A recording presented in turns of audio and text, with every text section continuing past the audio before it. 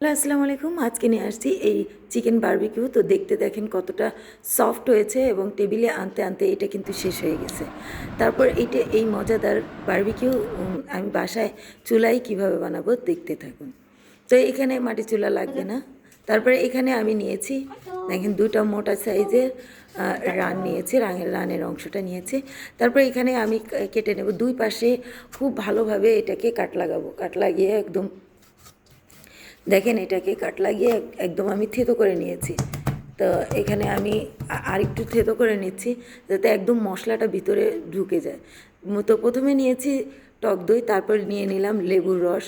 আমি 1 টেবিল চামচ লেবুর রস নিয়েছি। তারপর নিয়েছি আদা রসুন বাটা, ধনে বাটা, জিরা বাটা আর বারবিকিউ একটা মশলা ছিল ওটা নিয়েছি। আপনি ওটা না থাকলে গরম মশলা নিতে পারেন।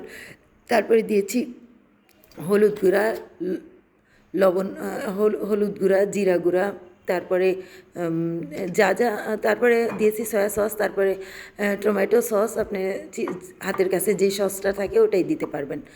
তারপরে এটা আপনি গরম মশলাও দিতে পারবেন। আর বেসিক মশলা হলুদ, জিরা গুঁড়া ও ধনে গুঁড়া সব দিয়ে আমি তারপর সরিষার তেল দিয়ে এভাবে মেখে রেখে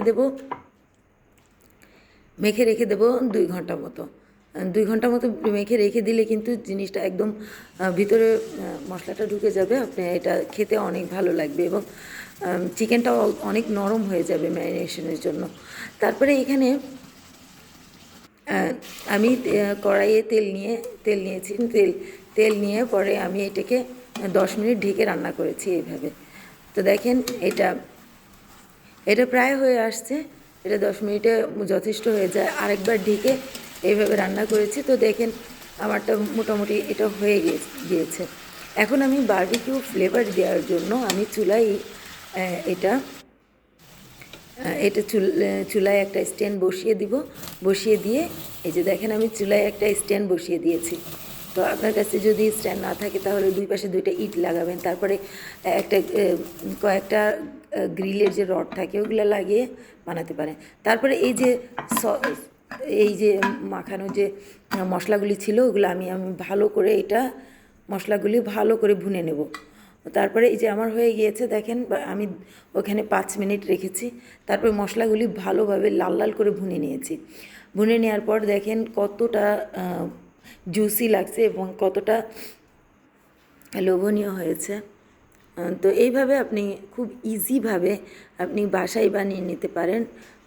একদম স্বাস্থ্যকরভাবে বানিয়ে নিতে পারেন। আপনার কোনো কেমিক্যাল ইউজ হবে না এখানে। তো এই সুন্দর আপনি বারবিকিউ বানিয়ে নিতে পারেন, যেটা আপনার বাচ্চারা খুবই পছন্দ করবে এবং আমার বাচ্চারা তো টেবিলে আনতে আনতেই এটা শেষ।